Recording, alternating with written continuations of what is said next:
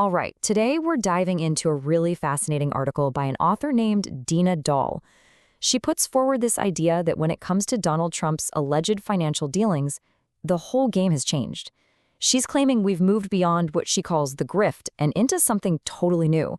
So let's break down her argument.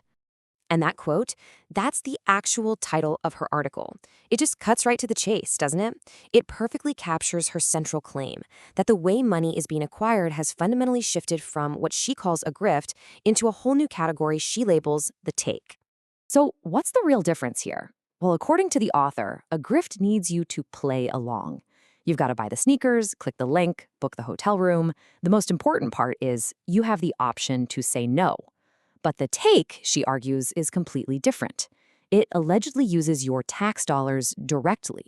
That means there's no transaction, no button to click, and no way for you to opt out. And that single distinction, that's the foundation for her entire analysis.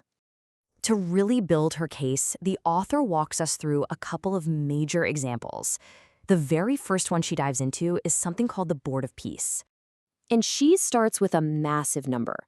The article reports that the State Department moved $1.25 billion in foreign aid over to this new Board of Peace.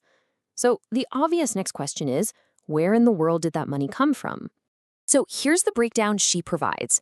The author claims this wasn't some new pot of money.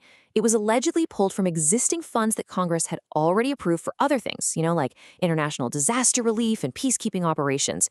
And here's the kicker. She reports this was all done without a new vote from Congress. Now, this is where the author points to the features of the board she finds most telling.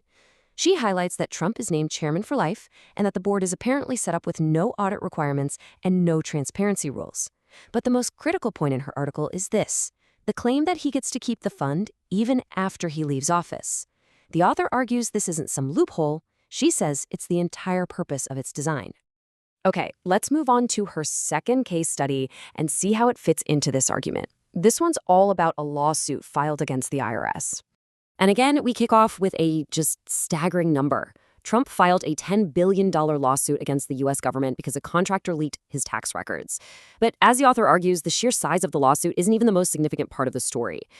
The article lays out what it describes as a completely unprecedented conflict of interest. Think about it. As president, Trump is suing the very government that he's in charge of.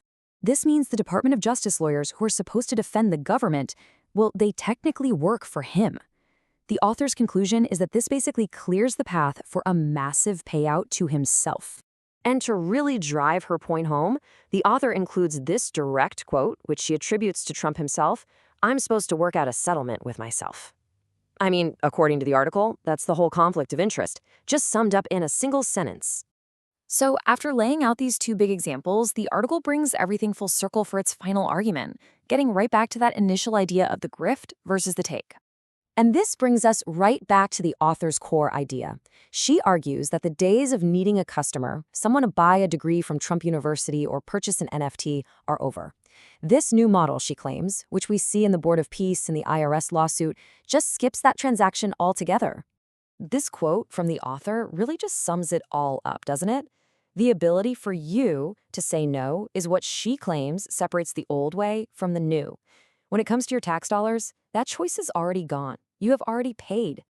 In the end, the author doesn't really offer a simple fix. Instead, she leaves the reader with this question, suggesting that maybe the only thing left standing in the way, the only friction, as she puts it, is public awareness. It's a pretty provocative thought to end on. If her analysis is on the mark, what happens when people start to realize how their money is allegedly being used?